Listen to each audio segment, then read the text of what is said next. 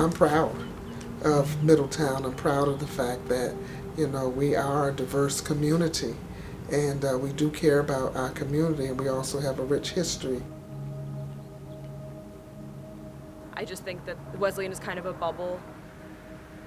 I haven't had enough of a connection with Middletown. It feels a little bit like this geographical space had a mission, and then that was maybe lost or veered off course.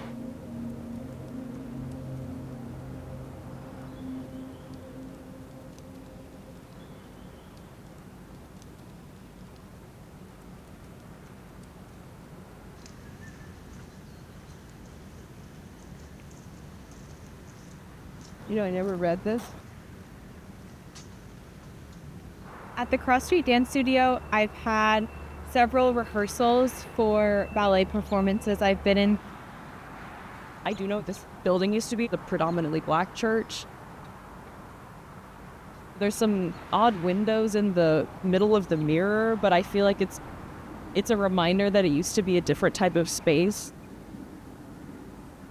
But I don't know anything about the Beman Triangle. I don't think I've ever heard anyone mention the Beman Triangle. The Beman Triangle, as I understand it, and this is through the kind of wall art that we have here inside the building, was like this geographic area pretty much right where we're standing. And it was a community of free African-American families. And now it's used for Wesleyan University student housing. The Beman Triangle was a community that was owned by African American homeowners back in the 1800s. The Bemans were trailblazers. They were abolitionists, they were property owners, business owners. The Bemans were among the top few most prominent black activists and abolitionists in Connecticut and throughout all of the North. They established Middletown as a center of the Underground Railroad, as a center of black church building, black community formation, activism. They were always at the forefront advocating, for the rights of people of color. Jahai Beman was the first pastor of the Cross Street AME Zion Church over 203 years ago. It is such a historical church that has always been an integral part of the community. And so it's about the community at large and also the needs for that community, the rights for that community. Cross Street has always been a church that focused on social justice. The church was linked into a national network of black abolitionists. They had all these connections with, say, Frederick Douglass and William Lloyd Garrison, all these nationally known abolitionists who they brought to Middletown, to the Cross Street Church. Cross Street was also an underground railroad, site. The stop was in the church.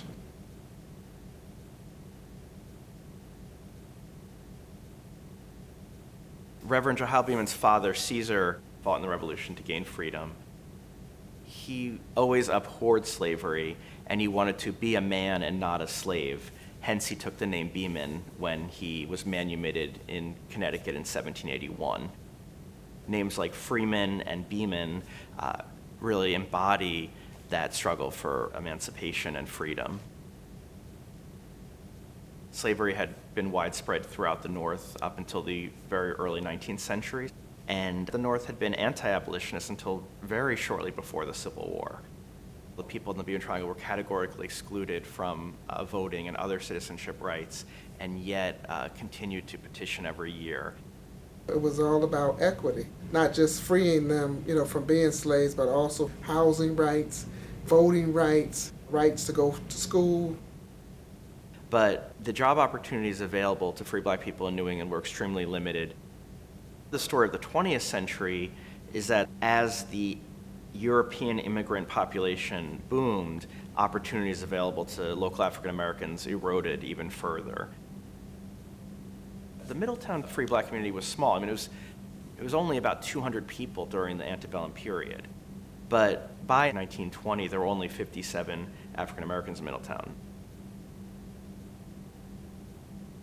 The last two families on the Triangle sold their homes to white buyers in the 1930s. The former Beman Triangle was a white ethnic neighborhood for about 50 years until the 1980s when Wesleyan acquired half a dozen of these 19th century black homes that are still standing, along with many other wood frame houses in the area. It seems like there was this very important cultural moment that was happening in like exactly the space that we're standing, but these conversations I feel like just aren't coming up as much. Only in the past 20 years has the larger Middletown community been aware of the Bemans and the Beman Triangle. New tonight, the city of Middletown moving to rename Woodrow Wilson Middle School. The new name, Beman Middle School, named after the Beman family, who were prominent black abolitionists in the state. Supporters want the city to honor the Beman family's legacy and history. It was a grassroots effort to rename the school. There was a groundswell of individuals that felt the time was right. There were a lot of students, a lot of families that were unaware of the impact the Beman family had on the Middletown community. But when the school first opened, students were elated. They had heard about, their parents were talking to them about the Bemans. They were excited to be a part of history. The naming is not only symbolic, but has a practical significance that now there's a connection and a buy-in with every middle school student in Middletown to this family. So the legacy of the Bemans will continue because we will ensure that it continues. I hope that the students internalize for themselves that anything is possible.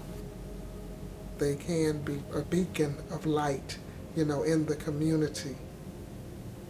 When you think about the 19th century and all that they accomplished, the resilience of this family, that if they were able to thrive, that you could do anything. Possibilities are endless.